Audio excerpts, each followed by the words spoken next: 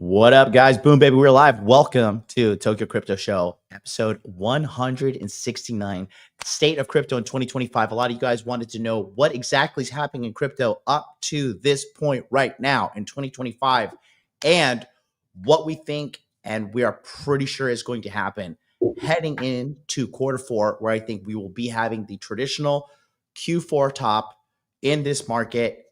We want to stay sharp. We want to stay alert because we have less than 6 months to lock in these gains. Today's episode, we're going to catch up on a lot. The Israel versus Iran. Steve's going to be talking about the markets, the rate cuts. Alex has the charts. Elias has information regarding mining.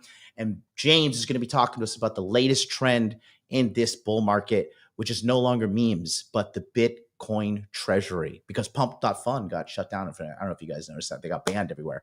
So we've got all these things and more, but don't forget, on July 21st, Masculine Empowerment Network is going live. And take a quick look right here and see what I'm talking about.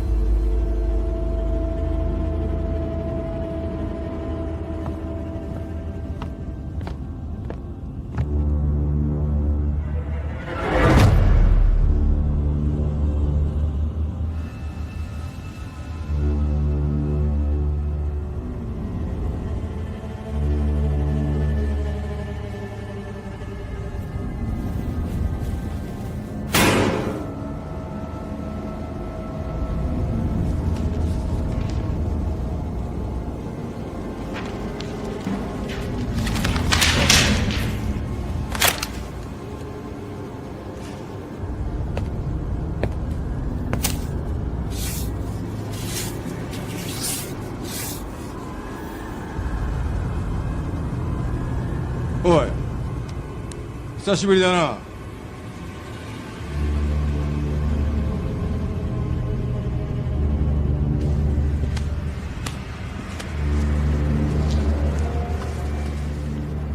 急いでるみたいだな。アメリカでお前を待ってる奴のとこまで帰れると思うなよ。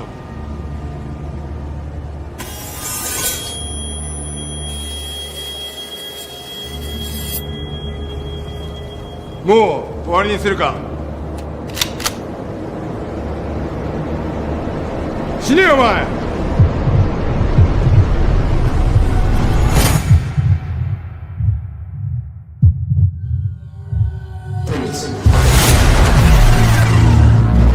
これか黙れお前。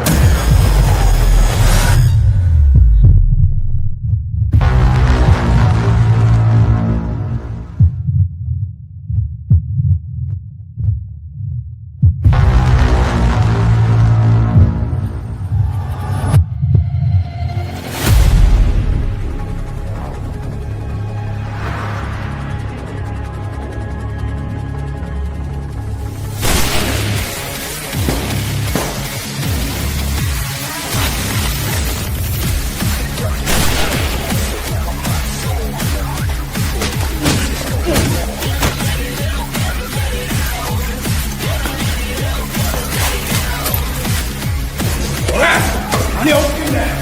どうだこら。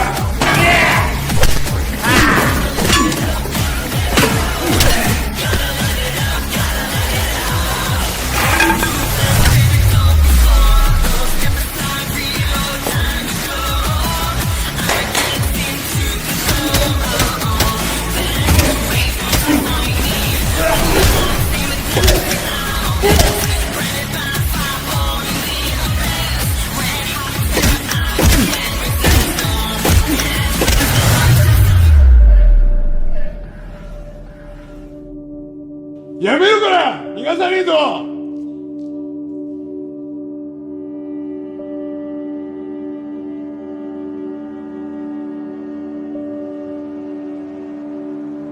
もう終わりだよ。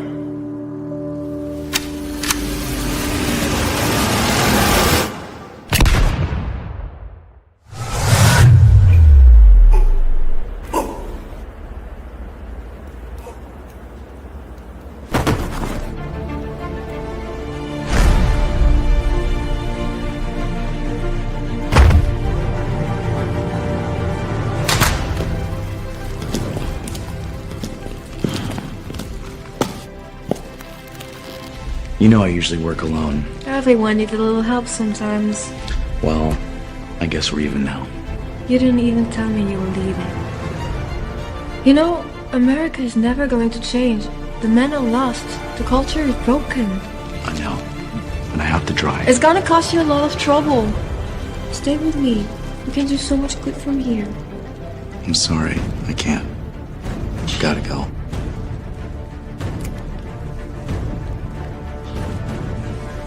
Fine.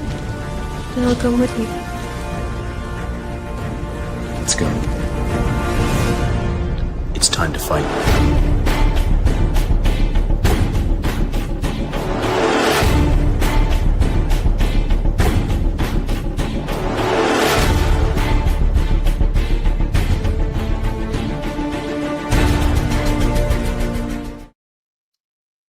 And that's it right there, boys. Don't forget, listen, I escaped that. Literally everything that happened in that commercial was 100% true.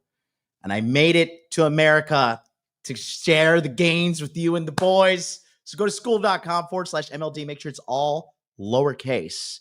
And we're going live on Saturday, Monday, Wednesday, 3 times a week. Free Zoom conversations. You can talk to me about crypto. You could pick my brain about everything. You could show me your whole portfolio and I'll review it all 100% for free. And trust me, you want me to do that because I'm pretty good at making money.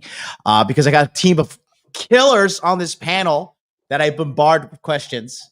And we're here to help you guys win, man. So go ahead, go to skool.com/MLD. Let's just jump right into it. So guys, the last time we had a show was April 30th, 2 months ago. We were just getting out of the tariff scare. Elon and Trump were still dating, you know.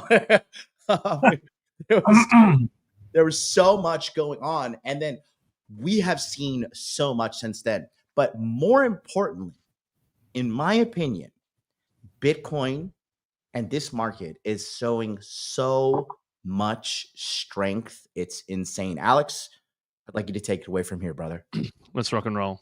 First things first, that trailer was so fucking epic. Fuck me, I loved it. Shit. The battle sequence, I was like watching an episode of Bleach or something. I was like, fucking let's go. Paid for by Fartcoin. Literally. So jumping in, we got macro view, monthly chart. We are looking exceptional as usual. So even with all of this up, down, all around, long term, we're looking great. This is the monthly chart. We can see it's got a massive cup and handle, and now off we go. So beautiful.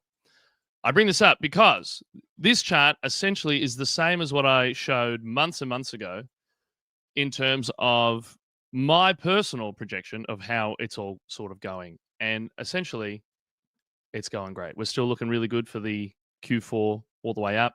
We've had all these tops and turns, and a lot of people have been sort of going from fear and greed 80 to fear and greed 40 to fear and greed 70 to fear and greed 50 and kind of freaking out.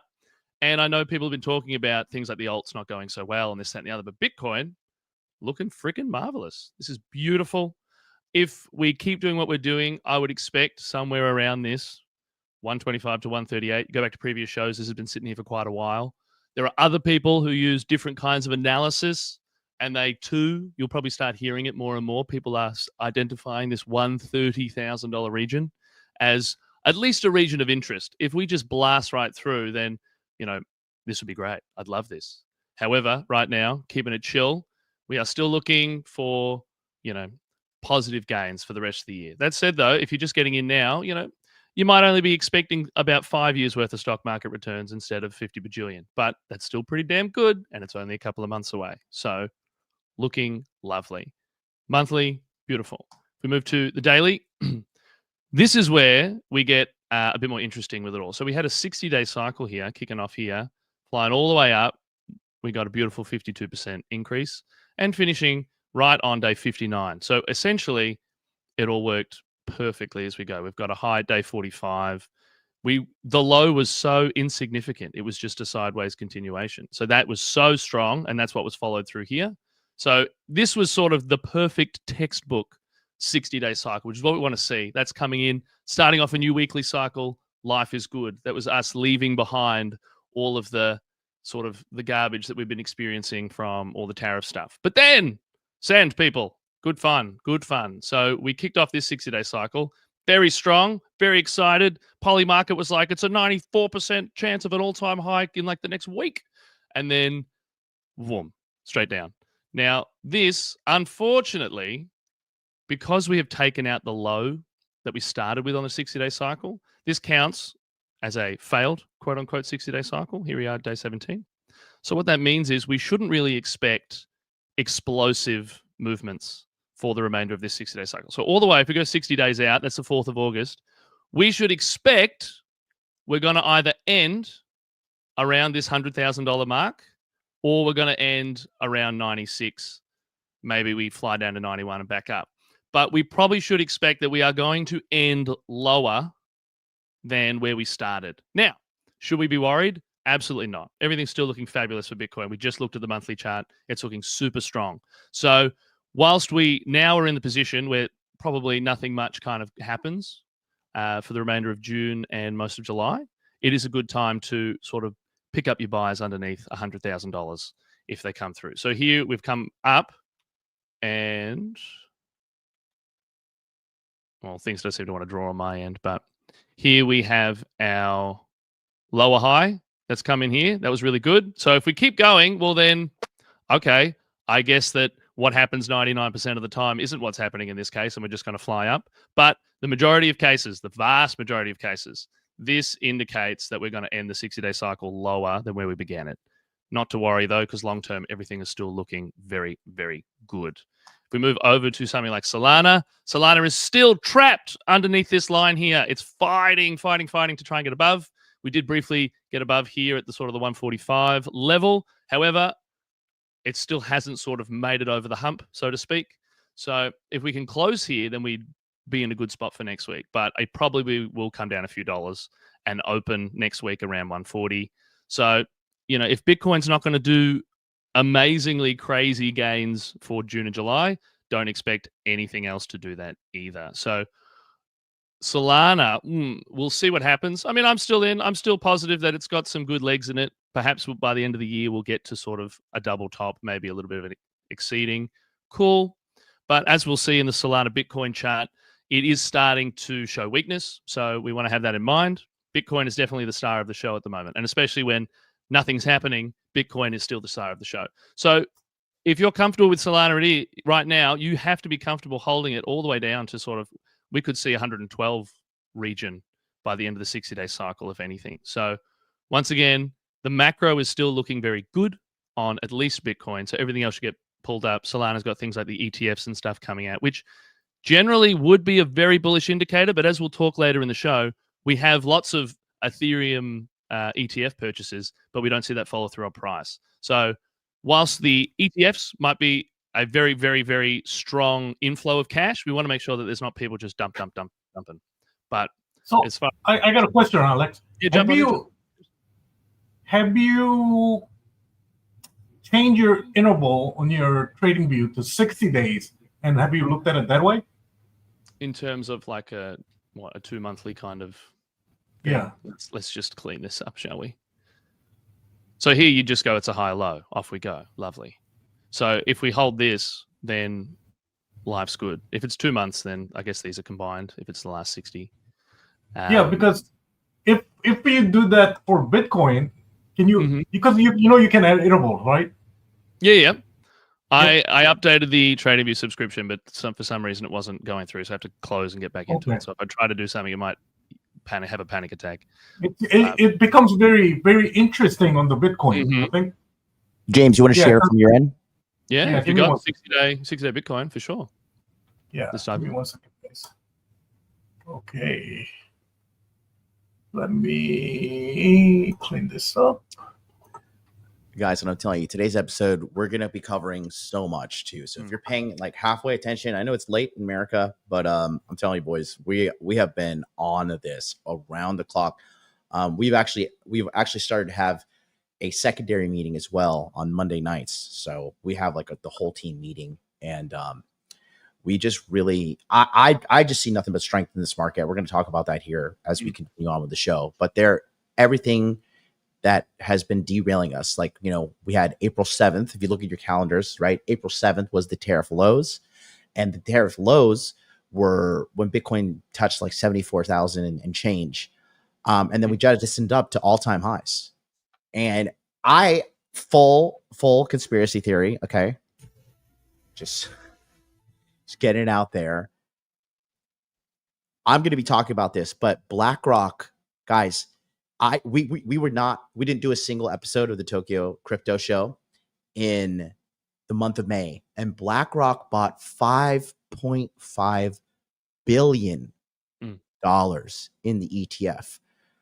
So I believe that BlackRock, the government, all these people are in cahoots to make money, and this seems like just high level scalping, because the markets tank and then BlackRock buys up. And then the markets tank on Elon and Trump. And I think that was a fake fight, to be honest with you. And then the markets went back up. And then Iran, Israel. I mean, on Sunday, Bitcoin was 98,000. And then we're basically at 108 already. And we had some big, strong numbers on Monday too. There is so much buying pressure and strength in this market right now. So now, I know we're supposed to go down on the 60-day cycle, but at the same time, I just don't see what else is coming. Like, what's the next catastrophe? Like, are they going to shoot Trump again? I don't know. Just so they've got no shortage of stuff. It keeps popping out. This season's been excellent. God, I know, right? Something new every week. It's crazy. Reality show, reality TV America. Kabuki, that's what you call it, right? Kabuki theater, James. Yeah. So, that Alex was saying about 60-day cycle, and Bob Lucas, the OG, he looks at 60 days. So I was like, well, maybe I'll change the interval to 60 days here. And it becomes kind of interesting, right? So like here, it jumps up. Then it goes through 3 60-day cycles before it jumps up again, right? Then it jumps up again here. There's 3 or 4 here. Jumps up again. And now we went through 3. And it start to go up again. Do you guys see that? Yeah. for sure. And like Alex, you were saying, and it's maintaining this uptrend channel here, and the top of next candle, if it's correct, it would be at around 130,000. Isn't that interesting, right? Plot thickens, huh? So then let me share Solana chart here with 60 days. Give me 1 second. And just like what's been happening has just been so reassuring because everything. So for all you guys that may not be cryptocurrency experts, this may be your first time around. Typically, historically speaking, me and Elias have been working on this, plotting this out since 2022, by the way. And we found the pattern saying that without a shadow of a doubt, Bitcoin always peaks in Q4, the year after the halving. So as you guys know, we had the Bitcoin halving in 2024. Was it on 420? I feel like it was on 420. I believe it was. Yeah. Wow. What a time to be alive. We live in a simulation. So 420, the Bitcoin halving was enacted. And then that was last year. And now here we are. We had a wonderful, crazy Q4. And depending on which alts you're in, you had a wild ass January. We had some decompression, healthy decompression, but the way things are adding up, and Steve is going to talk on this too, because Steve and I have been really on these markets, and Steve has been killing it behind the scenes with what he's doing. We're not going to go into any numbers, but it's probably bigger than what you got doing at home. No offense, guys, but Steve's been crushing it. And what we're seeing now is all the pressure is building up, in my opinion, to a Q4 explosion. Okay, so here's a Solana chart. Again, I changed it to 60 days, right? So we had the little pop bottomed out here around $8, pop up, slow melt up. Then we had a couple of double tops here, like Alex said. Then the last, I guess, 120 days, I know it's been kind of going up and down, but really, do you guys see that? Yeah, it's holding the lows of the previous. Just spinning top, right? Yeah. So that's a kind of accumulation candle pattern. Is that right, Alex? Yeah. So it's been being accumulated by somebody over the last 120 days. I wonder why. Right? Yeah. It's just a matter of when we look at, say, if Bitcoin's got, a run to 130 or 130 and a bit thousand. It's when you look at the Solana Bitcoin chart that that gives a bit more context, at least for me looking at it. I'll share it up here. So Solana right now is kind of, in a bit of struggle zone. It has dropped below. And honestly, that happens frequently when markets are trying to flush people out. They got the low, we come up for a high, we come down. And when we lose that low, it then comes up and reverses and everyone gets out. They put their tight stop here and they just get wiped out by such a small margin. Yep. So, we'll see if now we get this orange line scenario where we fly back up. So when I look at this though, I go, if Bitcoin's got like $20-something thousand to go, $25,000-$30,000 to go up, like for Ethereum, for Solana to get to back to the range, the channel that it needs to get to, it has to outperform by an additional 32%. Right. So if Bitcoin has to go up 27%, we need Solana to go up an additional 32% higher than that. So Solana needs to go up about 40% from its current, which it can do, but that's just to get to the bottom of this range. Now, if it breaks above it, then we can, off we go. And then we can get the crazy Solana tags. We get $400, $800, $1,200. We can go crazy. Yeah. But it's like, whilst we're below this, whilst we're clearly out of the range, there is an argument that it's going to go the way of like Ethereum, where it just lost years worth of gains versus. So we have to be mindful if this low gets taken out again, that we might just be coming up for a lower high and then, continuation. So there's still so much going for Solana. So I'm still very bullish on it.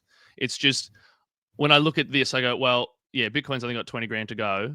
And then Solana's got 35% to push up above that. So it might not be able to put in a crazy amount of gain, basically. So we might just, that's why I'm thinking at the moment, we may just return to the previous high, for instance, some sort of 249, or if you count that wick for the Trump meme coin that got to like 294 for like, 5 minutes. So we shall see. But this is, as we said, frequently it dips slightly lower and then it shoots up again. So let's see if we get that follow through. It's just a matter of, well, then in the context of a 60-day cycle that's not looking too crash hot, we sort of expected to go sort of sideways. So then is Solana going to magically start outperforming if Bitcoin's not doing anything? So, and that's at the backdrop of Bitcoin dominance here being at, all-time levels just last week. So there's a lot going on. Bitcoin is still looking very positive. The market is still looking very positive. Q4 top is still looking absolutely, sublime. So there's no question about that at this stage. It's just a matter of how hard is everything else going to go? Are we just going to get Bitcoin flying up to 130 and everything else just kind of flounders along? Hopefully not. But whilst this keeps increasing, we're not going to see those alts start to kick into gear. So, here we go, 65%. I doubt we're going to fly, maybe we do fly. We keep going up to this sort of range up here somewhere. But Bitcoin dominance, there's nothing to show, especially when you look at the volume and everything. There's nothing to show that it's peaked for, the long term or peaked for this cycle. So we can expect Bitcoin dominance to keep grinding up over the coming months. So we do need to see, some reversals here. Ethereum versus Bitcoin has dropped below but recaptured. So now we see, is that going to start doing something or is it just going to keep disappointing us again and again and again? So there's that. But I mean, it's interesting because people have been, you see half the people on Twitter talking about how this is like the most bullish setup for Ethereum ever. Oh, look at all this, accumulation, never come down, never going to fly up. And then you got other people saying this is a classic tower top chart pattern and it's just going lower. And so, who knows is basically the answer to that. But we do know that it hasn't. One of the things I sorry. No, jump in. One of the things is that the rumor or the rumble I'm hearing is that current Ethereum spot ETFs do not allow staking, right? That was one of the conditions they had to meet in order to get their spot ETFs approved. So now rumor is saying that Solana and the other newer ETFs that's going to come, get approved will allow staking. Therefore, the Ethereum now is going back. Ethereum currently approved Ethereum spot ETFs are going to go back and amend their application and start allowing staking. I think there's a little bit of that, right? So now the Ethereum ETFs, when the staking gets approved, it's not going to be the Ethereum. It's going to have a higher interest by Wall Street because it is going to be an appreciating asset just on that staking rewards alone, right? So now I think what we're seeing might be that anticipation of approval of staking on Ethereum spot ETFs. So there's accumulation going on in the background in anticipation of that approval. That's very plausible. That would make a lot of sense. That would explain why BlackRock is being so aggressive purchasing, because if you've got staking, immediately you've got like a 3 to 5% return. Boom. Yeah. Off rip. And that's like great. People love that. Huge. Amazing. So if you get the crypto will go up because it's the future kind of delta.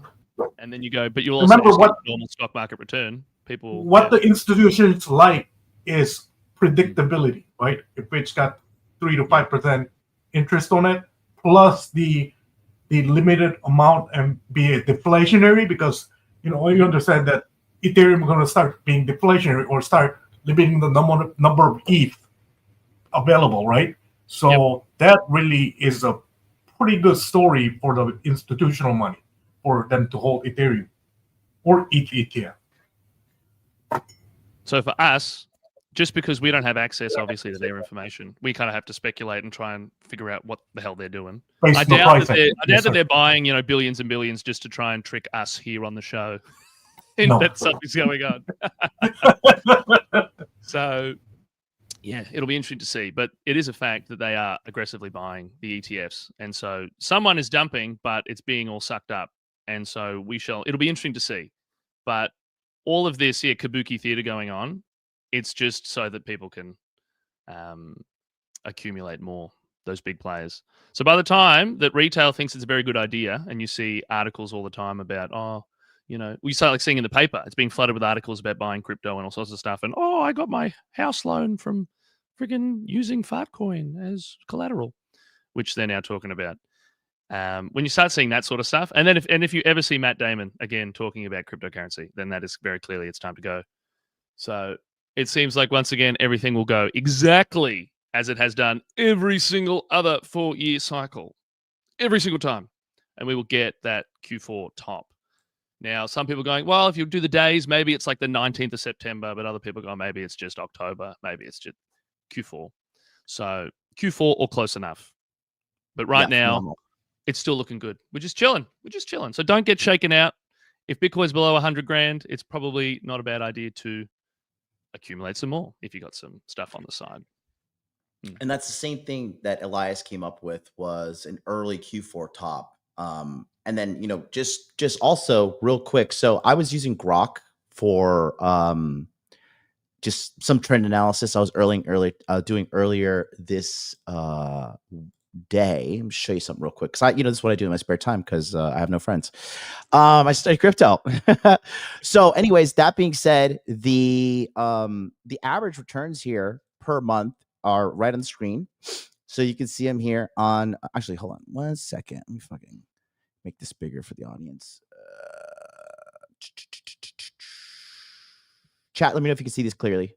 Okay, I'll make it big. So on average, we have January terrible, February 13%, March 12%, April 13%, May 8%, June, which is kind of where we are right now, and kind of negative 9%, 7.5 for July, August 1.5, September pretty crap, and then we typically strongly close the year on October 21.89, and then November 46.02.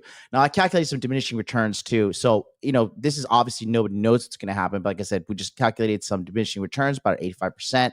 And based upon where we are right now, this is current data, right? June is pretty good right now. But we are still theoretically heading towards a good October, November. So as our good friend James Bitcoin here likes to say, guys got to be patient. Okay, the stock market. Who said this? Was it Buffett? It says the stock market is a tool to take the money from the impatient and give it to the patient. Was it Buffett that said that? Temperament, right? Temperament. He always said temperament. Temperament? Oh, okay, yeah. So that being said, I believe everything we're having seems to be pushing towards something happening at a Q4. If you were inside of my monthly coaching, we have been heavily monitoring the situation. And a lot of people were able to scoop. So like I said, meme coins are my thing. So a lot of people were able to scoop Fartcoin around 82 cents. That's a phenomenal entry. Seeing that it just hit $1.60 about a month ago and change. So that being said, there's an incredible amount of strength in this market, but we keep on having these events that are just like literally it was tariffs, and then it was Trump and Elon fight, and then it was Israel and Iran attacking each other, thoughts of nuclear war, rumors of war. China, Taiwan. Maybe China, Taiwan is on the next act in this movie. movie. This sort of Wheel of Fortune. They just kind of spin it and see, what should we do this week? Nice. That's what they were doing at the NATO, right? Yeah. Real quick, shout out to my great friend Aaron Clary, who ironically, this is a facade. That's why I saw all these YouTubers are full of shit, because Clary invited me up to South Dakota. So he's $5 super chat saying, long as John never visits South Dakota, I'm okay. Well, listen, you and a white girl with tattoos and big boobies are up there. That's all I need to go. So pack your bags. Tokyo crypto show is no more. We're going to do South Dakota crypto show next season 3. starring Aaron Clary. But like I said, guys, as you can tell by my great attitude, I'm really feeling great about quarter four, honestly speaking. And you guys know I don't want to march anybody off a cliff. Obviously, not financial advice. The reality is nobody knows what the fuck's going to happen. Nobody, your favorite crypto influencer does want to tell you that. None of us. You can put up all the fucking voodoo charts and fucking, you can do all this stuff. But at the end of the day, only God knows what's going to happen. But if you play the cards right, you'll be able to, you'll be able to walk away with a little bit of cheddar. That being said, Steve, Stock Market Steve's looking like Soup Kitchen Steve today. We're making fun of him because he didn't get a haircut, but he's a handsome Soup Kitchen guy, looking like he's in the ranks of a World War II or World War I infantry. Steve is, guys, if you guys don't understand, Steve is so in the game. You guys don't understand the amazing asset you have on the show by listening to this young man who is going to be doing amazing things in this world. And he is so locked in. He has his degree in international relations from a very prestigious university in Tokyo.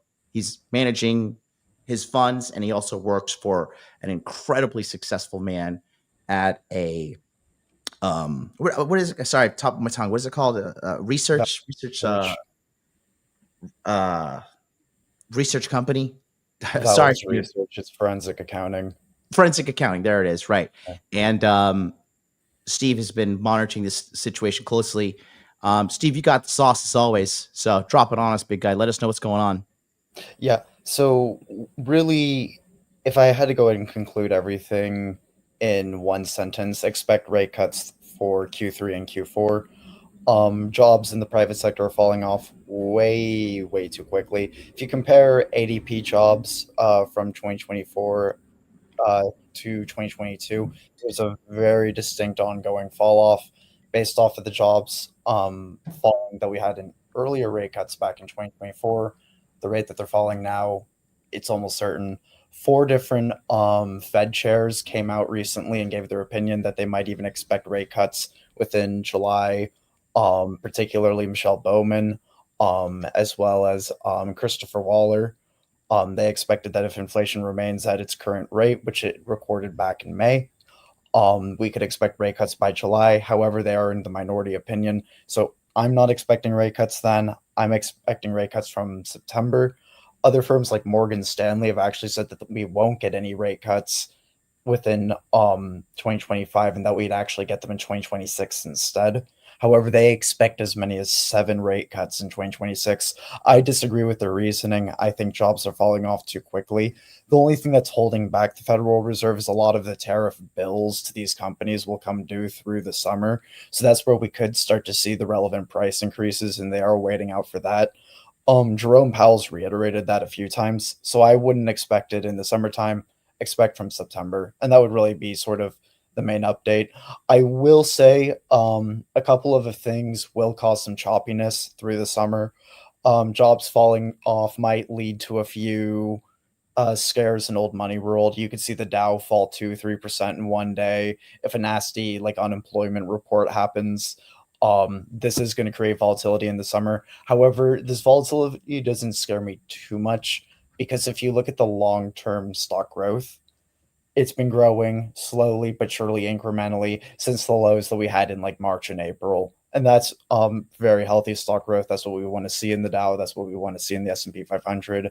Given that we're seeing this organic growth, like how John mentioned earlier, and given that it's buttressed by essentially almost promised rate cuts, I'm personally bullish. There's also the argument that James has laid out earlier where the debt is becoming too expensive. They're laying out a new tax bill. Bond auctions for treasuries have been getting a lot lower. So that means that the amount of people buying newly issued American debt is going down sharply. Well, if the American government wants to keep spending at the deficit that it is, how's it going to do that? Well, the Federal Reserve could become its customer, and that's how we could get the start of quantitative easing. However, I can't give an exact date for that, but it wouldn't surprise me if we saw that within 2 years. Good stuff, man. So where are you bullish for? Because you predicted summer chop, and here we are. Good work on that. I'm still expecting summer chop, but really I'm more excited for September and Q4. Yeah. And then to tie in buy with the Steve, lows through summer, though. I would definitely say buy the lows and hold through it. Yeah, absolutely. And what Steve was saying can be verified because honestly, guys, this is one of the most phenomenal tools you can use out there. If you're not aware of Polymarket, what this is when people bet on what they believe is going to happen, and it is one of the most incredible indicators out here.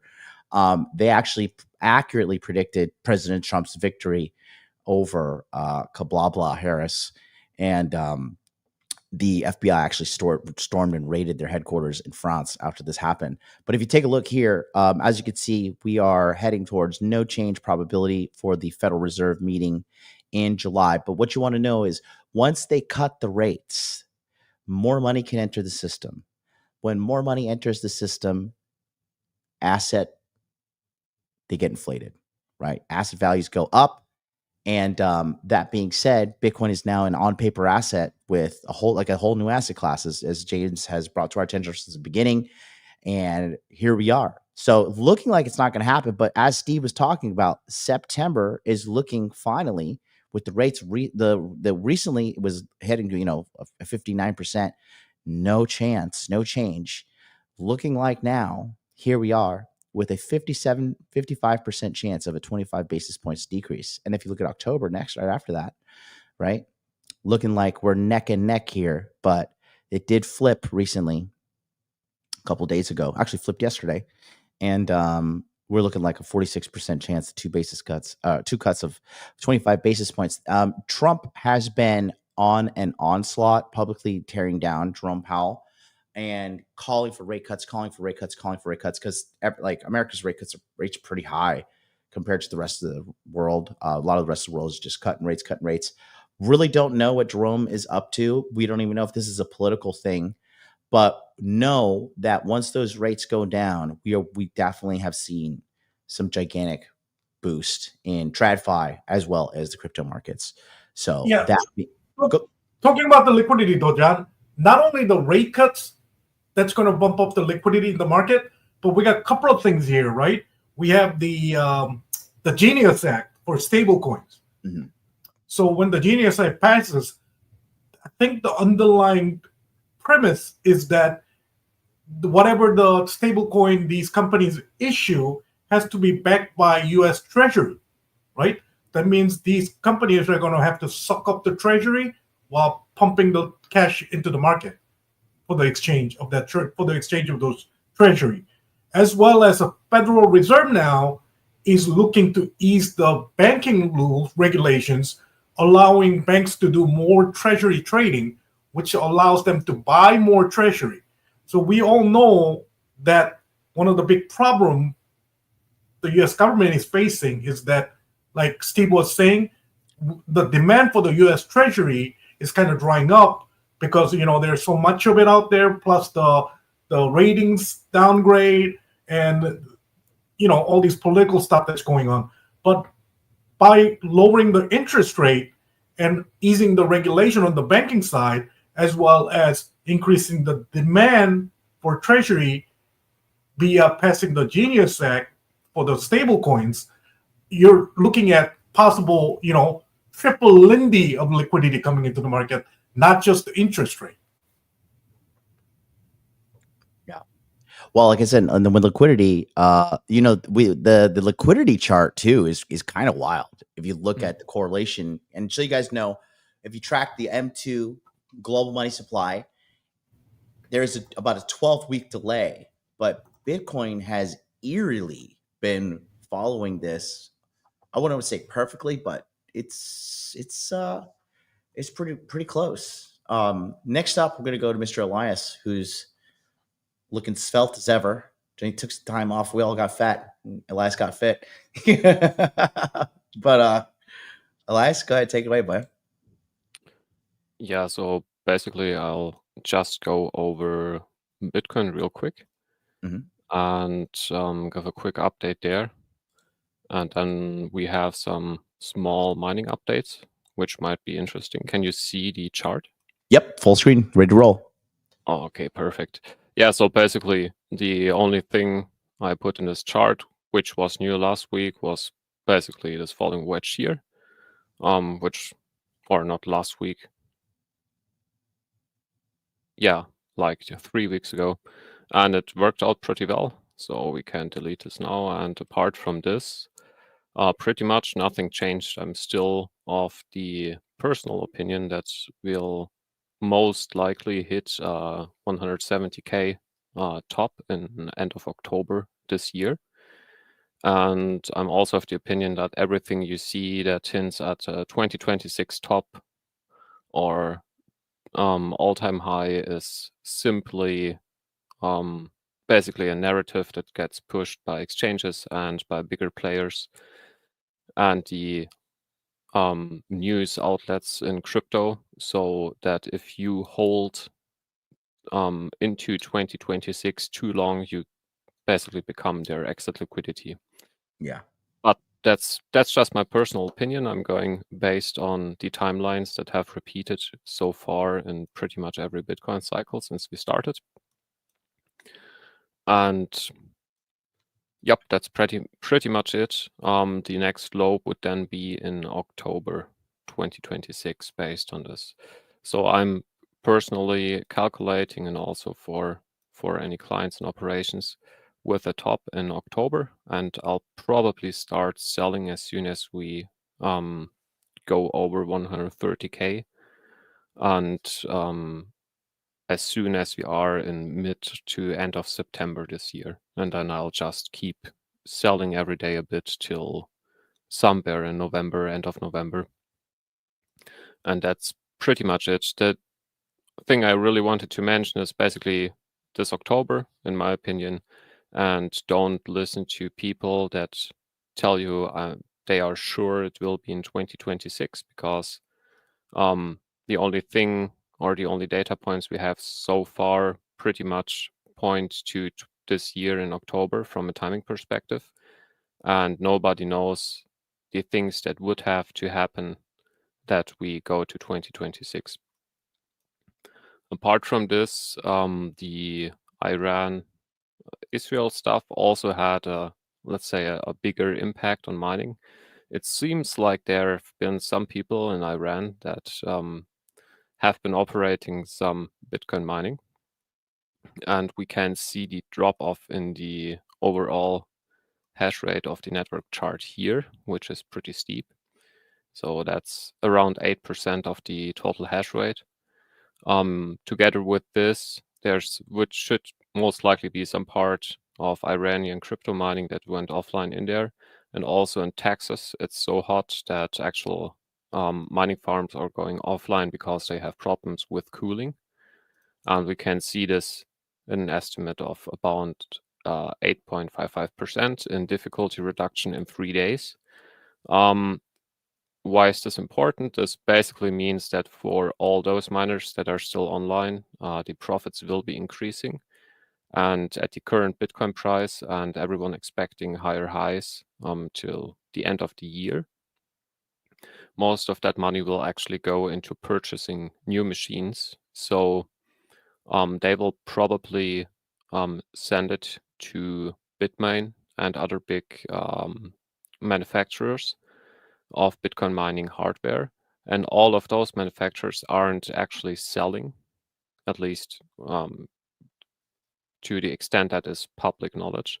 They aren't actually selling their Bitcoin. They are using their Bitcoin and borrowing against it. So those 40 million or something per day that have been hitting the market in the last months will not be adding sell pressure, most likely. So this basically means positive price movement for Bitcoin if everything plays out that way, or at least positive price pressure, which isn't that much, but 40 million a day is still something. Yes, and that's so far pretty much everything from me. Good stuff, man. Really good. Oh, I forgot one thing. Mhm. I've shown this a few times, but if you go to any Ethereum price chart and you can enable to compare it against Bitcoin, for example, on CoinGecko, you just click here, and then you can see how good basically the price against Bitcoin was over the last years. And since Ethereum went, so there's the orange line here, since Ethereum went off of proof of work to proof of stake, we've basically have seen continuous sell-off and a continuous decrease in price against Bitcoin. So you've been better off holding Bitcoin since 2021 compared to Ethereum. And one of the big reasons behind that is that the Ethereum Foundation is continuously selling their Bitcoin to fund their operations and their, let's say, a bloated staffing and team. And so because of this, I think that Ethereum could play a big role, especially in stablecoins, with the new laws in the US that allow banks to issue stablecoins that are backed by US Treasury or US dollars. But still, increased utility for Ethereum doesn't necessarily translate to a positive price movement. So in this case, I would refrain from holding Ethereum for any longer time periods, personally. That's a great point. Yeah, I mean, it's just so risky. I mean, this just really, I mean, there is something going on. Okay, that's what I've been noticing. Real quick, I'm going to give you guys some inside information here based upon what's going on with Kaito. So if you take a look at what's going on, this is the total market mind share for the crypto market as of right now. This is an aggregate of all social media on X and what's going on and who's mentioning crypto. So as always, Bitcoin is at the top. Number 2 is Ethereum, and then Solana has been dethroned as number 3. Kaito, which is the company that runs this AI, is now number 3. And you can see things are here. Pepe, and some of the things are in the top here. That's where that's happening. And then the narrative, as you can see, it still is AI. But as you can see, memes are diminishing very quickly. I don't know if you guys know. Now, guys, is Pump Fund actually shut down? Or because I know the Pump Fund X got taken down for sure. But is Pump Fund itself down? Didn't the guy get arrested? The CEO, I do believe. Founders like CEO his home got raided or something, right? Yeah, I believe I think he is arrested. He might be out on bail. Okay.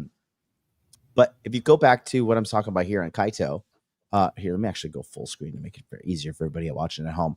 AI has remained at the dominant top. Okay. So anything AI, including Fartcoin, is up there. And then DeFi is making the comeback. And this is what we believe because of all the mentioning of DeFi. When you talk about DeFi, there's only one coin that you're really going to talk about mainly to that. And that's the godfather of DeFi, which is Ethereum. Very interesting to see this. Memes have fallen, and I have never seen modularity up here at all. And the stablecoins is also making. So as you can know, guys, when it comes down to a understanding of cryptocurrency and crypto in itself, it is a living, breathing organism that is constantly evolving in your hands. It's almost like a Rubik's Cube that you're trying to solve that's fighting back. But when you solve it, you can seriously. But other than that, you're getting if you're not playing the game strategically, you're going to be losing a lot of money. So there's that. And now, secondly, there is an absolute correlation between what has happened in these last couple of days with Ethereum. Ethereum has, in the last 2 weeks, been acquired. I think in the month of June, we're almost at $1 billion in Ethereum. So BlackRock and all the ETFs are pouring $1 billion into an asset. And you guys got to understand, they know something that us here in the panel really haven't figured out yet. And that is, BlackRock doesn't make mistakes, guys. They're not buying, billions of dollars worth of Ethereum just like to maybe make some money. So really something to really be paying attention to, because like I said, BlackRock doesn't make mistakes. So there is I heard that they're going to be rolling out a lot of financial documentation blockchain systems for TradFi, and it's all being built on Ethereum. Have you heard that? Kind of. I know for a fact that some of my friends that work in the TradFi banks and the trading industry, trading houses, whatever, they use Ethereum for their settlement layer, right? Not all of them, but not. And I know for a fact that Ethereum is still the number one by far.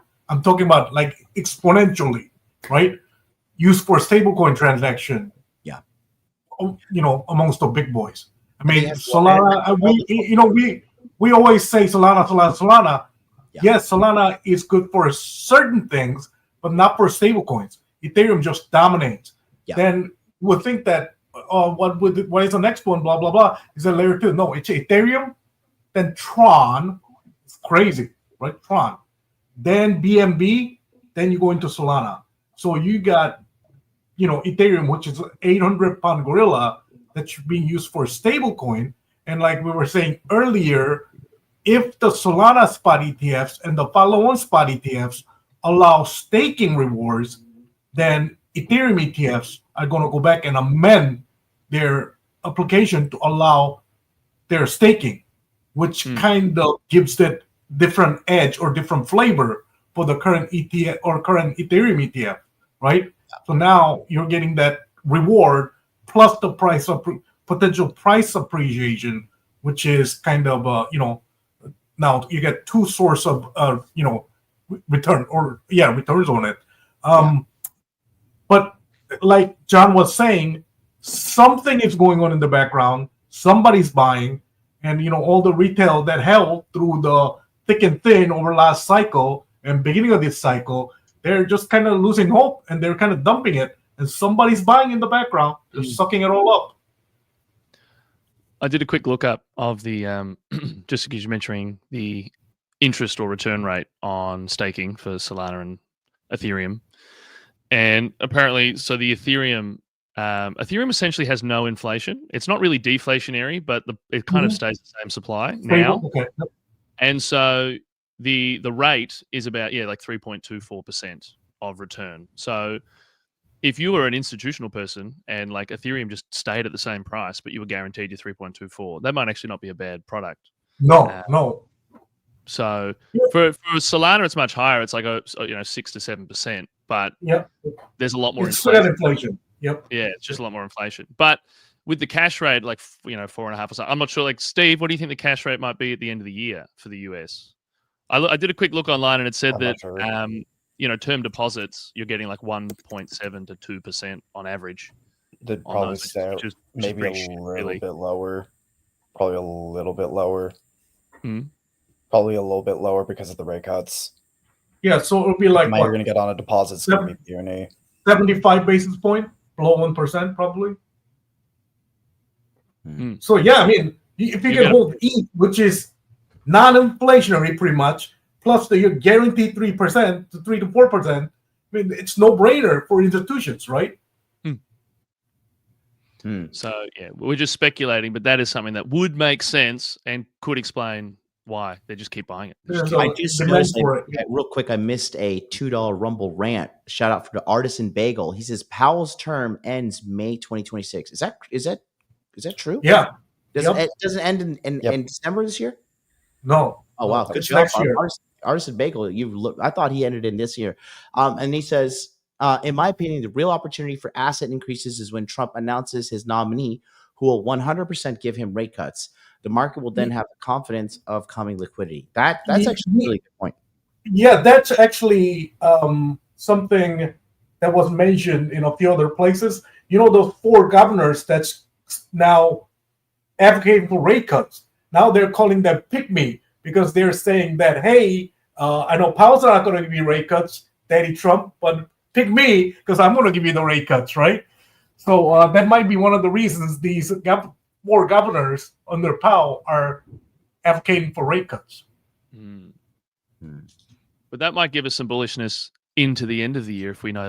Definitely. That's another big one. But next year, like we're out. We're already out because in May next year, even if there's a promise of rate cuts, the global economy is probably going to be, or at least in crypto, it's going to be a lot lower. And remember, guys, you don't have to get out in Q4 100%, right? You can sell half, and if you still think bullish into Q1 of 2026, you can still hold on, right? And kind of ride that melt up if there is a melt up, right?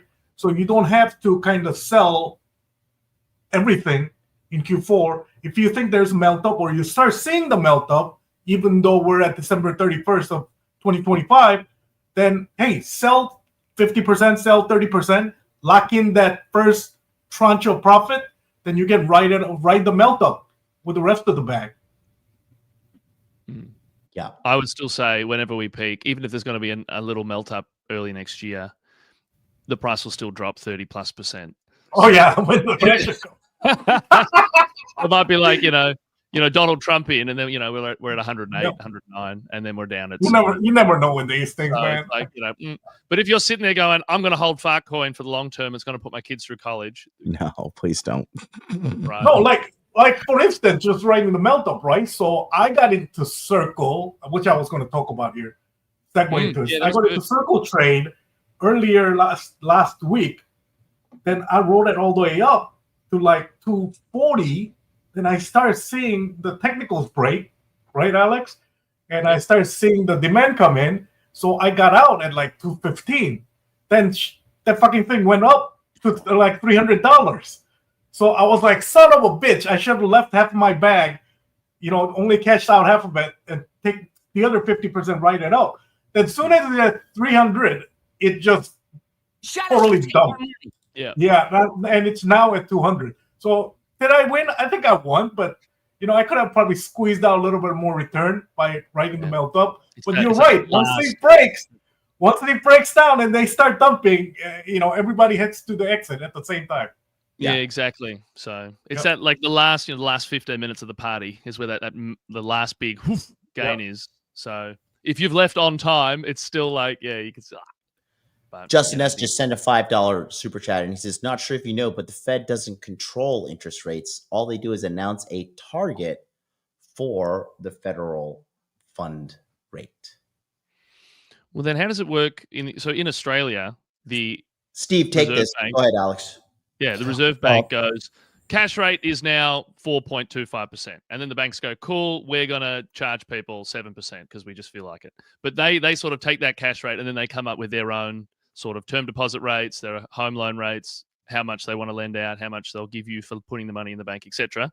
And so that's kind of how it works out. They don't just sort of like say now everyone's on this rate, but they're sort of the authority that then people take cues from. Because if suddenly one bank's charging 10% and everyone else is charging 7%, then everyone gets shitty at that bank and fucks off. And so it kind of balances in that way. Is that how it works in the US? Exact same. Okay, cool. Yeah. So they can't just like magically say now this is the interest rate, but they go, this is what you should be expecting. Yeah. However, I will say, like, depending on how much the Federal Reserve cuts or raises interest rates by, it does affect the interest rate for other things. Like, for example, this isn't going to be a long bit, but like, for example, the mortgage rate, I think that follows the 10-year. So mortgage follows the 10-year, for example. So yeah, not everything's going to follow the federal interest rate. Mm-hmm. Like on a one-to-one basis, it's more of a directional thing for other interest rates. I think the Fed funds rate is closest to interbank rate, right, Steve? That's how much banks charge each other to lend. Yeah. So if you think about it from banking perspective, and that's how much you pay to borrow from Fed if you're a bank, I think, right? So you're thinking, hey, who would be the least riskiest borrower? Would be another bank. So you just charge them whatever Fed charges them, then everybody goes up from there because people just get more risky as you move up from where the bank is, right? Yeah, it's a floor. Risk level. Yeah. So he's right. The super chat, whoever it was, he's right. It's a recommendation, but in the bank's mind, that's like the almost like a risk-free rate, right? So that's the least riskiest borrower rate that you can get. So anybody that's not a bank would get above and beyond that. Yeah, it sort of sets a floor on interest rates. Yep, exactly. Yeah. Good stuff. Good stuff. All right, James, we're going to tag you in. You've been Yes, working sir. hard behind the scenes. Go ahead and give us the sauce. So there are a lot of things going on underneath the surface, because I think, just like we were saying in the show, that there has been a lot of distraction, or like we like to call it the kabuki theater, right? But there are really things brewing underneath that I think is setting stage for some of the great return for Q4 and maybe melting into the Q1 next year. So let's take a look at this. Let me share a couple of things here. Yeah, and then Okay. If you guys don't know what went on earlier this year, South Korea had a kind of like a political circus there for a few weeks, where the old president declared martial law, and for 24 hours, then it got receded. Then when they asked him why he did that, he said, "Oh, I was lonely and I just wanted somebody to hang out with." Whatever. Craziness. Well, they had a new election since he got impeached, and the new Korean president is pure or 100% crypto friendly, right? Which is leading up to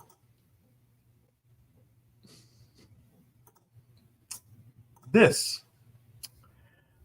Now we're looking at not only South Korea, but Japan is looking to approve Bitcoin ETFs. So now you're looking at, two of the top 10 economies in the world are in process of approving Bitcoin ETFs. Or even in Japan case, I guess, crypto ETFs, right? Not just the Bitcoin. yeah, man. Not only that, there's another demand that's happening, is what's called the crypto treasury, which was pioneered by Michael Saylor through, I guess, MicroStrategy, or now called Strategy, as well as the crypto mining companies, where when they have extra cash, or when they have cash or capital that can be invested into internal projects. And okay, let me walk back here. I've been working in corporate finance and private equity for the last 20 plus years. Way we look at things is that we get the capital, right? We have money in our treasury, or capital injection from our investors. And when that happens, we look at a portfolio of projects. Then you kind of do, person like me would do, working with the management, come up with a projection. Let's say we're going to put in $100 million into new, factory. What's our projection over the next 10, 20, 50, 30 years, right? Then we're like, okay, return on invested capital, typically that's how they talk, would be a 12% per year on the average, or 15%. Well, what a lot of companies are figuring out now is that, wait a minute, Bitcoin has been returning close to 70 to 100% a year for the last 16 years. And our internal project, at the best, would return 12% of return on invested capital. So why are we going through all this trouble to invest our money into 12% with taking on all these risks of failure instead of just buying Bitcoin? So now all these companies are going into what's called the crypto treasury, which again was pioneered by Michael Saylor and the mine companies, right? And the news is that, okay, we know that for a fact that Meta Planet has been in the news, as well as the GameStop, as well as, again, Michael Saylor and Strategy buying Bitcoin to put them on their balance sheet, right? Well, now they're kind of branching into other cryptocurrency. They got ETH. Not only ETH, they're looking at Bitcoin, ETH, Salana, XRP, SUI, Tau, I think that's the AI token, and Hyperliquid. Yep. And these are, every day there's an announcement about these crypto treasury companies. So, and these are not a small, $100,000 million investments. You're looking at hundreds of $1 million above and beyond Yeah, looking at James, 100 million. I'm gonna share an image for you that Yep. talks exactly what you're talking about with the treasuries. Taking a look here, look at those numbers. These are the top big. I mean, you have two. I mean, there's 60 here, but the actual is 249 companies now. Look at, and these are like your $10,000 investors, right? They're like 100 million plus investors. So you're talking about the pipeline of demands that's just stretching all the way out to the rest of the year and beyond. And the way they're going to accumulate is not going to be all at once, right, guys? They're going to reach out to somebody like Coinbase and say, hey, I want to buy $500 million worth of hyperliquid. Well, Coinbase is going to kind of accumulate slowly by monitoring the price as they buy into it. So you're not going to see a omega candle, but you're going to see a slow melt up. And once the accumulation is done, then it's going to be the price movement upward. Depending on Yeah, how now- frothy it gets. Sorry, Yeah, it's just- so Alex, knowing what you know about the price action and the market, as the market matured and as big boys are jumping in, we're seeing more of kind of trading range, and the trading ranges are getting longer and longer between the price movement upwards, right? So what does that tell you? There's more accumulation going in. Yes. I just think that it'll start getting, I think it'll get absurd where you'll have like a random coffee shop that's like, now we're a Bitcoin reserve. And it's just like, what's happening? Yeah. Like, That's the top signal, right? No, listen. Last This market, happened- 3 Arrow Capital. Oh, wow, huge trade. $3 billion. They just fucking lost. They just fucking lost $3 billion fucking dollars. Then what was the other one? The Long Island Iced Tea blockchain company, and they're changing the name of the company. Yeah. That was in 2017. That's what I was about to say. Yeah, in 2017, there's a company that changed its name to Long Island Blockchain. Yeah. Right? And it was an iced tea company. And Yep. their stock went through the roof just because of the hype and speculation, which is just that's exactly where we are. So we're getting there. We're getting there, guys. So buckle up, enjoy the ride, right? So I got one more point. The other trend we're seeing in the TradFi is that let me. Here you go. It's on full screen there. Yep. Okay. As you know, the Genius Act is going through the final phase of approval in the Congress, so Trump can sign it, which regulates the stablecoin part of the crypto, along with other banking sector, right? With the crypto-related activities. Well, one of the big things that went on was the Circle, one of the number 2 stablecoin companies, just went public, right? There were rumors of Circle being shopped around by XRP of $6 billion, but after IPO, it IPO'd around 25 to 35, they did at 31, it went up to 263 and beyond, right?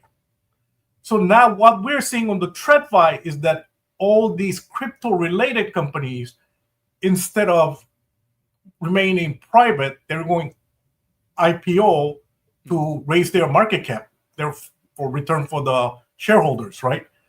So you're looking at $31 to probably $30, $300 plus. Yeah. So it's just 10x in what was it? When did this IPO? I think it went on Monday. Yeah, less than 2 weeks. You 10x your money. If you could have gotten in at $31, you're 10x your money, right? It's been seeing a pullback. I think it's around $200 now again. Who knows? It might go down, go up. But if you got in the beginning, you would have made pretty decent return. And not only is Circle one of the IPOs that's coming in this year, there are a few more IPOs that's coming in, which if you look at it, if you do crypto IPO,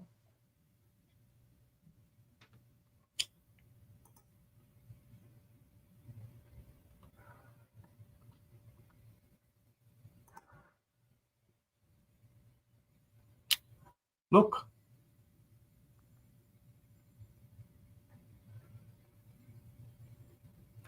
OKX, which is a crypto exchange, right? Mm-hmm. Falcon X, Gemini, another crypto exchange. Bullish, Tron, which is number 2 stablecoin chain. Kraken, another big crypto exchange. BitDom. I mean, look at this. Then the other rumor I heard was the Poly Market is looking at IPOing. So what we're seeing in the TradFi space is that instead of going to buy either the pure asset crypto from Coinbase or whatever, or buying ETFs, a lot of the trading money and TradFi money is getting dumped into these IPOs, right? So for a fact that, hey, it is crypto stock or crypto adjacent stock, and we know for a fact that it has been through, the screening process clean enough to be IPO'd, so they're jumping into that. So not only money going into the crypto treasury and crypto ETF, we got crypto IPOs that's just sucking in liquidity. And that's just parked right there. Yeah, it's not going anywhere. And we're going to tie right into that now, because that's where we're going to wrap up here was what I'm going to talk about with the ETFs. Because, guys, we've been gone for quite some time. We've been gone basically 2 months. But you guys know I like to look at the fundamentals and I like to look at the big picture. And the number one thing you need to understand is BlackRock has aggressively been buying. I'm going to drop a link in the chat for everybody to follow along at home. Okay. But taking a look here real quick. All right. Look at what's happening right now. So first of all, we're just going to go to today. And so this is today. Okay. So the numbers just got in for today. This is today as of June 25th. Okay. Grayscale and Grayscale Mini were the 0 inflows. ARC Capital was 70 million. HODL with 9 million. And then Bitwise with the 13 million. And then Fidelity with 115 million. So that's 207 million with just those. And then BlackRock, again, the Titan, coming in with $340 million. So that's another $500 million in today with what's going on. That is fresh off the press. Okay. And that ties into this because this has also been happening with Ethereum. Ethereum had a 19-day streak that began on May 16th. Obviously, closing 26 for Memorial Day, right? But the ETFs accumulated a total of $1.37 billion. Interesting. So that right there, and then if you just if you go to what I was saying with the Kaito, right? That's what I'm thinking is correlated to the narrative, and then DeFi coming in strong here again, because Ethereum and DeFi are just hand in hand. All right. And then the link that I put in the chat, take a look here. Now, obviously, we've had all this crazy conflicts and stuff. So I went back to here to this is like the bottom of the tariff stuff, right? That's in the 7th. Okay. So this x-axis here, if it's below the 0 on the x-axis, it means that there have been selling. If it's above the x-axis here, it means that it has been buying. That's what you want to be seeing, right? So this is the 3-month outlook here. And we had the bottom of the market here at the 7th, right? But if you look at here, this is when IBIT started, and they went on quite the rampage. Even here on April 28th, buying almost $1 billion. IBIT alone, just the one, everybody else, I believe, that day sold. IBIT was the only one buying almost $1 billion worth. You can see, you can color coordinated, the color coordinated here at the top. But as you can see, we have been having nothing but tremendous days of inflows happening. We had a couple here at the end of the month, and I think they were just cleaning the books out there, to be honest with you. And then you can see there's just nothing but a bunch of strength. These are like when some of the Trump stuff, this is when Trump and Elon were fighting, I believe, right here. And then the Israel and Hamas week was Israel and Iran thing started here on the 12th, but still BlackRock was buying through all the turmoil, even on this day here, $639 million in one single day. Okay. So that's what I was saying. BlackRock bought $5.5 billion worth of Bitcoin itself, $5.5 billion. One company, $5.5 billion in 1 month. That's insane. Okay. And then to top it off, they're also scooping Ethereum. Despite Ethereum's chart performance, everything looking abysmal. And we obviously got a little saving grace thing that was pretty much, that was like right at like literally like the cliffhanger of Ethereum going to zero. That happened. So that being said, we are really witnessing something because everybody's, freaking out. The retail people are freaking out because of the war and all that stuff. And I had a couple of people paper handing, but the reality is the big boys are stacking. And they don't make mistakes because they run the world. So patience is the name of the game, guys. Patience is the name of the game. Because we were making jokes about it, within the research group, saying that, okay, like first we had tariffs, then Trump and Elon broke up, and then Israel and Iran almost started World War III. Now we're good. What's next? Is Trump going to get shot again? Is there monkeypox coming back? I saw some bats in China, apparently going to kill us all again. What on today's episode of America's Wild Wild West, what is going to happen next? And I just feel like you could only exhaust people in the markets for so long before they're just so numb to it. And I think we're there right now, but I just don't see anything really coming our way. It's got to be a massive black swan if it does. But everything, in my opinion, is building up pressure to Q4. The more we kick the can down the road for a whole year and don't cut the rates, because we haven't had rate cut all year, right, Steve? None, right? We've been, Jerome's been none, right? Yeah, exactly. Exactamundo, man. So I'm excited. I think we just got to be patient again. Q4 is where it's at. And the data checks out across the board. So if you look at logarithmically, like Elias was showing us, if we talk about just fundamentally with the history of the past Bitcoin markets and the everything happening in Q4, like Alex was telling us, I think that it really is this easy. And again, BlackRock, these boys, they don't make mistakes.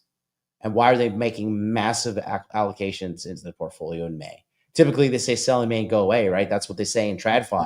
But they didn't sell shit. They were buying. Somebody was selling, but they were buying. Retail was selling. Retail was selling. Yeah, retail was selling. That was so true. So, that being said, excuse me.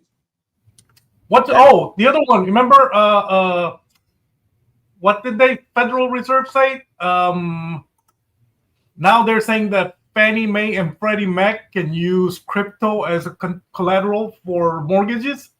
Really? Did you see that? No. Yeah. Hilarious. What could go wrong? Hey, your mansion financed by Farcoin now. Yeah, that's what I'm saying, bro. Is it really any crypto?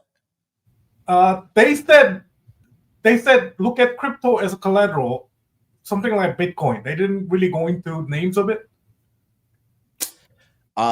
Canary, they're kind of like not that big of a company, but Canary filed for a Pudgy Penguins meme ETF. I don't know if you guys saw that, the meme coin ETF. I think it's ridiculous, but God knows people are. Here's the other one I typically check. And let me share this, and then you guys will be like, holy shit. Because you always say, hey, crypto is dead, blah, blah, blah, right?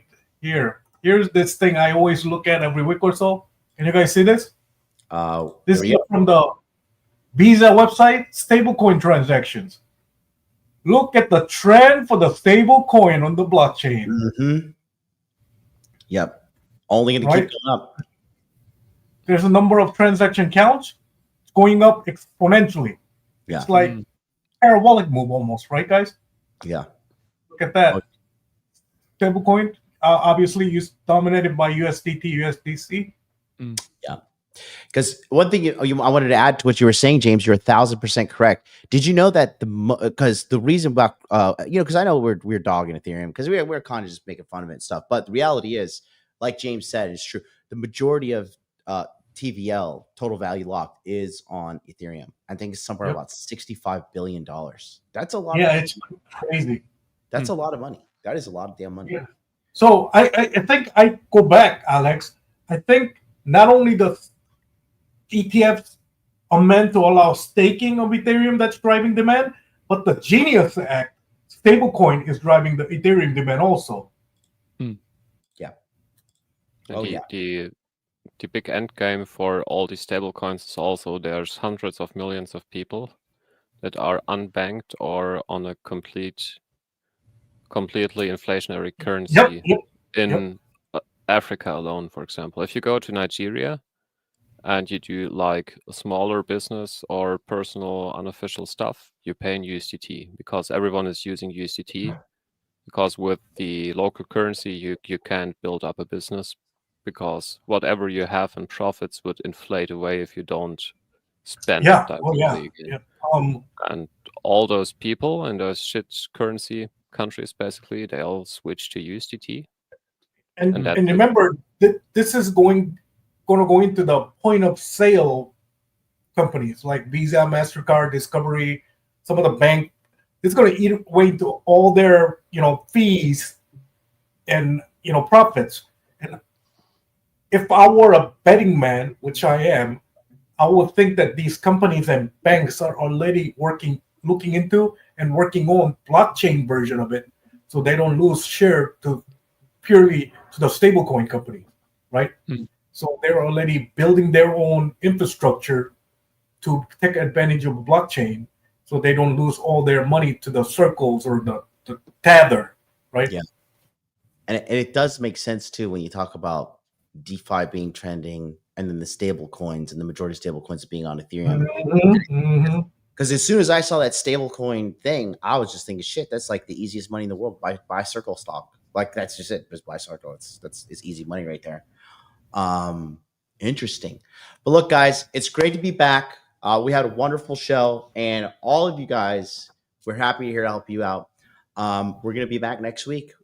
There's probably going to be no more interruptions for the end of the year. I just got to make a couple trips. As you guys know, I'm going to go visit with Alex Hormozy on Friday in Vegas. So I'm flying out in the morning here.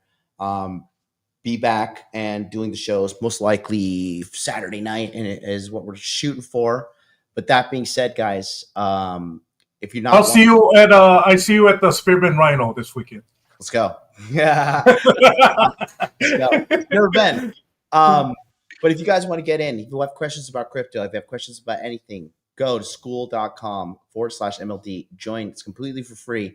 And we do 3 free Zoom coaching sessions per week. You can bring in all your questions. I'll get them answered. They always start at 7 p.m. Eastern Standard Time. And the link's in the chat, the link's in the description box below. Until then, we'll catch you guys later. Peace out.